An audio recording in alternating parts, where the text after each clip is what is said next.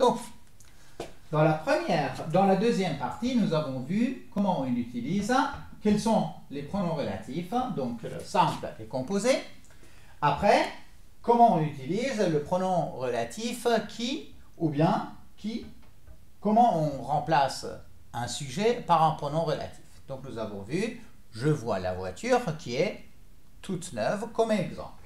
Maintenant, pour la même phrase, le même exemple. Je vois la voiture est toute neuve, elle est toute neuve. Maintenant, je veux remplacer la voiture qui se trouve dans la première phrase par un pronom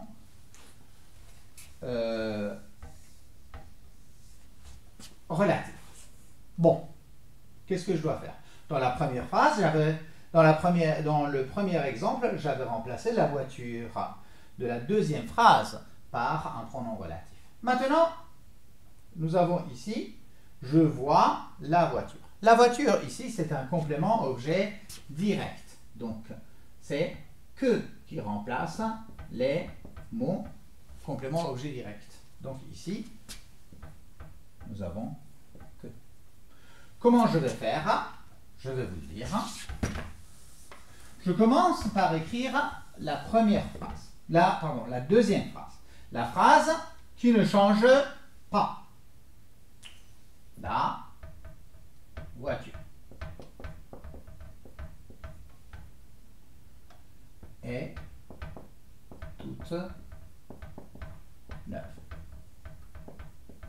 Pourquoi j'ai séparé ou bien j'ai coupé en deux la phrase? Parce que ici, juste après le mot répété, le mot qui est double, je dois mettre le pronom relatif et le reste de la phrase. Donc j'écris la voiture. Ah, je dois choisir le pronom relatif qui est que. Donc je dois écrire que.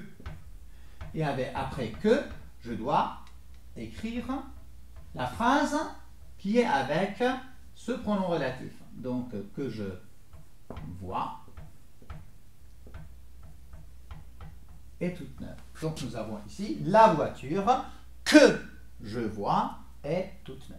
Donc nous avons ici que qui est le complément d'objet direct.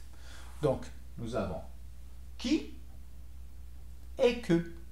Qui, donc je résume, je récapitule, qui remplace les sujets, que remplace les compléments d'objet direct. Attention, nous avons plusieurs formes de que. Ici, nous parlons de que pronom relatif.